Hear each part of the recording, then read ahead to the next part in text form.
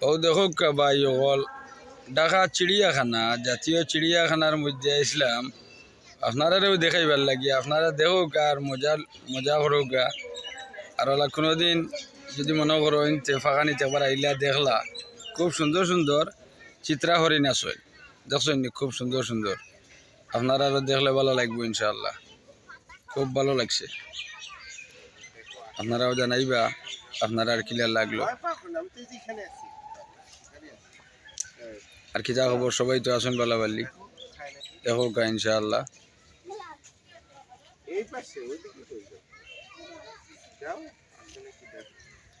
এগুলো হইলো চিত্রা হরিণ